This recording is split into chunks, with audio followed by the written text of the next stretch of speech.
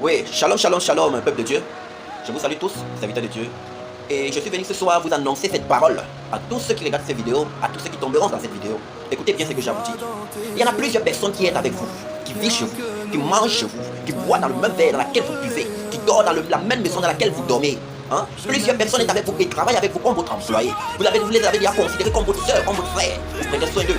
Vous partagez les choses avec eux. Vous partagez les choses de votre vie privée avec eux. Parce que vous les avez déjà considérés comme un membre de votre famille. Mais en réalité, si cette personne se soumet à vous, si cette personne se soumet à vous, si cette personne, quand vous parlez, il vous obéit, il baisse la tête, il vous appelle maître, ou il vous appelle mère, ou il vous appelle frère, ou il vous appelle grand frère ou grande soeur.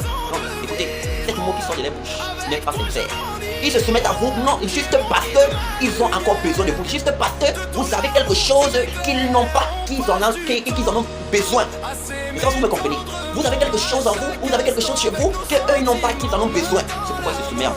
Ils se soumettent à vous, non parce qu'ils vous aiment, non parce que vous êtes majeur, non parce que vous êtes âgé, non parce que vous êtes les patrons, non parce que vous êtes un Dieu, mais c'est parce que vous avez quelque chose qu'ils n'ont pas, qu'ils ont besoin de la vie. Quelque chose que vous les donnez, qui les aide. Oui, mais le jour que tu tombes, moi je ne sais pas de toi. Le jour qu'ils trouvent quelque chose mieux ailleurs, ils s'en vont là-bas et commencent maintenant à te montrer son vrai visage. C'est là où vous allez commencer à voir les regards avec lesquels ils vont vous regarder. C'est là où vous allez commencer à voir les regards de mépris. C'est là où vous allez commencer à écouter les paroles vénéneuses qui sortent de les bouches comme des serpents.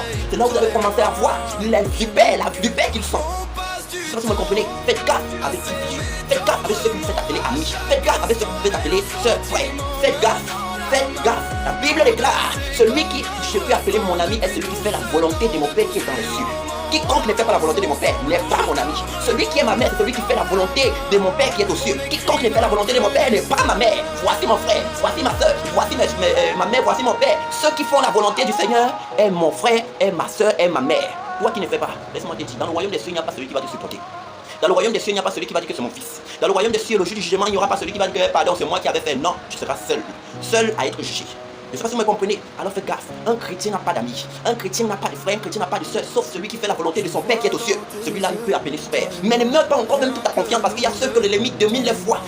Domine les fois, renverse les fois. Et cette personne-là, même que tu fais appeler ton frère chrétien, peut te vendre, peut te faire tomber, peut te trahir. Je ne sais pas si vous me comprenez. Donc la seule personne en qui vous devez avoir confiance, la seule personne en qui vous devez mettre l'espérance, la foi, expliquer. Même quand quelqu'un te fait du mal, tu peux aller expliquer tes problèmes. Il va te comprendre, il va trouver le chemin, il va te guider. Cette personne s'appelle Jésus-Christ de Nazareth, ton maître dans les cieux. Alléluia. Je vous parle de cette message car cela m'est venu en révélation. Et que je viens partager maintenant avec le peuple de Dieu. Je viens partager maintenant avec le monde entier.